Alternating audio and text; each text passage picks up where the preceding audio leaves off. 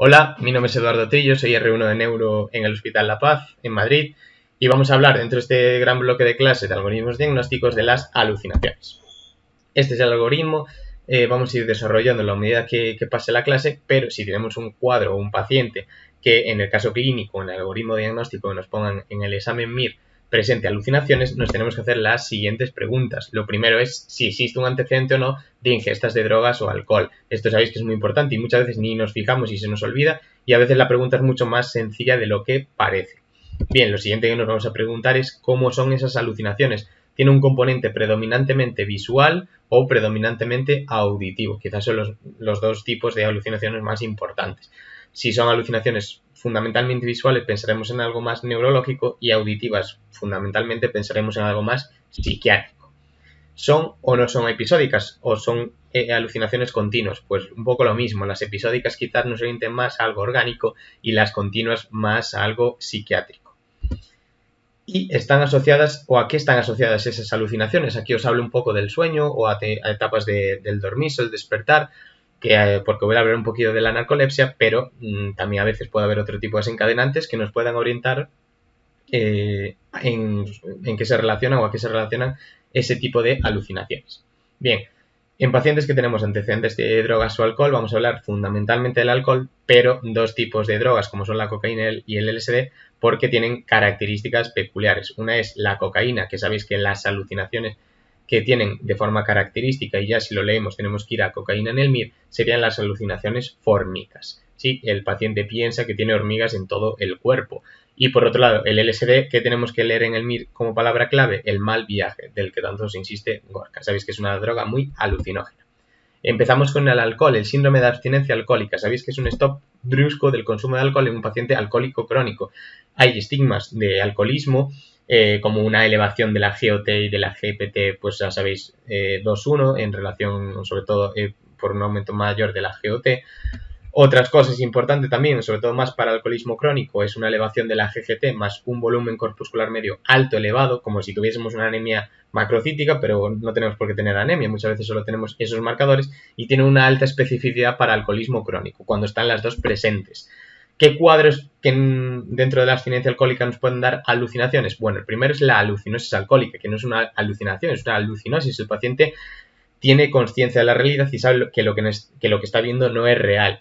Son generalmente tras 12-24 horas tras el último consumo, y el paciente, aquí es muy importante esa diferencia frente al siguiente cuadro que veremos, no tiene alteración del nivel de conciencia. El paciente puede ser potencialmente grave si mantiene mucha abstinencia, porque puede hacer un delirium tremens también a la larga, pero generalmente el paciente simplemente tiene las alucinosis y ya está, y generalmente son visuales. El delirium tremens es un cuadro que sí, que nos puede matar, que el paciente tiene mucha clínica autonómica, mucha sudoración, una sudoración muy profusa, fiebre, alucinaciones, disminución del nivel de conciencia. El paciente puede requerir UBI, puede requerir intubación, alteración de la atención, etcétera, etcétera. Muy importante esa diferencia. Bien. Siguiente bloque de cuadros, cuando no tenemos ese antecedente de ingesta de drogas o alcohol, pensaremos en que sí son más predominantemente visuales, que no me voy a meter mucho, pero simplemente recordaros que si son predominantemente visuales, vamos a hablar de patologías neurológicas, orgánicas, como pueden ser tumores, epilepsias, etcétera, etcétera. Cuando las alucinaciones puedan ser auditivas o visuales, o a veces un componente de los dos, vamos a tener que fijarnos en si son episódicas o sostenidas. Ya decimos antes que las episódicas son generalmente más relacionadas con episodios o con cuadros neurológicos, y las sostenidas más psiquiátricos. En el caso de las episódicas, se asocian a alucinaciones relacionadas con trastornos del sueño, hablaremos de la narcolepsia. Nunca ha caído, pero me gusta explicarla por si acaso cae, son clases complementarias, y bueno, si la sabemos y nos cae, perfecto. La narcolepsia es un trastorno de la fase del sueño REM, El paciente entra de golpe en la fase del sueño REM sin pasar por la no REM. Entonces esos pacientes van a tener microsueños, microsiestas durante el día con una somnolencia diurna excesiva. Y asocian cataplegia, porque la cataplegia es una pérdida súbita del tono muscular, que es típico de la fase del sueño REM, que en la fase del sueño REM hay atonía. Además pueden asociar parálisis del sueño y alucinaciones hipnogógicas, que son al dormirnos, e hipnopómpicas, que son al despertarse. disregulación del sueño REM. Es lo único que quiero que os quedéis, ojo, de lo más importante que os quiero que os quedéis con la narcolepsia, porque seguro que nos ayuda a resolver la pregunta que nos puedan preguntar. El déficit de hipocretina también puede ser muy importante, que nos puede orientar hacia el diagnóstico. Y fijaos, polisomnografía y test de latencia de sueño son las claves del diagnóstico, sobre todo este segundo, porque es el gold estándar. No voy a entrar en qué consiste, simplemente saber que aquí lo que vamos a ver es una disregulación del sueño REM. Y si os suena esto ya, perfecto. El pitolisante es un tratamiento nuevo para la narcolepsia. Ya lleva unos años, pero nunca ha sido preguntado, así que si nos cae y no nos suena, pues ya tenemos una neta que no va a tener otro tipo de gente que no haya visto esta clase.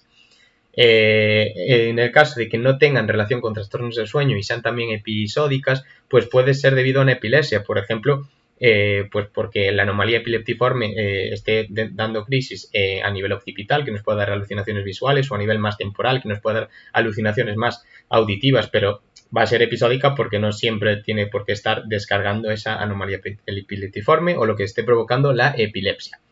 Pero sin duda, donde nos tenemos que centrar es en aquellas que son sostenidas, que son sobre todo de predominio auditivo, que van a ser cuadros psiquiátricos, bueno, pues trastornos bipolares, depresiones con síntomas psicóticos tipo nihilistas, pero sobre todo la esquizofrenia. Sabéis que la esquizofrenia es la aparición de síntomas característicos, que los veremos a continuación y os dejaré un mini resumen que os pueda servir para repasar junto. Y fijaos que no es una enfermedad que sea solo de síntomas de que si tiene delirio, que si tiene alucinaciones, etcétera, etcétera. Hay una disfunción sociolaboral durante al menos 6 meses, durante mucho tiempo, y esto como mínimo muchas veces dura toda la vida prácticamente. De forma breve, para repasar, sabéis que hay síntomas positivos, que es la aparición de nueva sintomatología, o síntomas negativos, que son síntomas o, pues estados que el paciente ya tenía de base y que le disminuyen. No es la aparición de síntomas deficitarios, por así decirlo, sino el paciente pues está eutímico, le baja el estado de ánimo, por ejemplo. Lo más característico, sabéis que son las alucinaciones, suelen ser auditivas, lo vuelvo a repetir, sobre todo voces que se escuchan. Son las manifestaciones que mejoran más con la medicación. También puede haber delirio, sabéis que hay muchos tipos referenciales, erotomaníacos, de grandeza, nihilistas, etcétera, etcétera, que son creencias, desde luego, muy fijas sobre que lo que el paciente piensa es muy difícil quitarle eso de la cabeza. Quizás no tanto dentro de una esquizofrenia, eso es más quizás en trastornos delirantes primarios puramente, pero también las esquizofrenia muchas veces son muy, muy difíciles de manejar.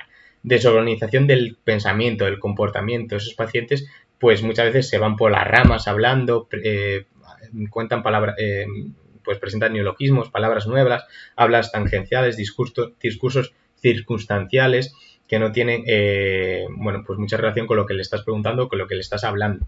Síntomas negativos como aplanamiento afectivo, el paciente te mira poco, no cambia la expresión facial, no gestualiza, alogia, el paciente habla poco, se le bloquea muchas veces el pensamiento, el discurso, la apatía, que es pues una pobreza, se manifiesta muchas veces como pobreza de la higiene, no realiza las responsabilidades que antes realizaba, y la anedonia, que es la pérdida de interés de actividades y un fallo en las relaciones sociales.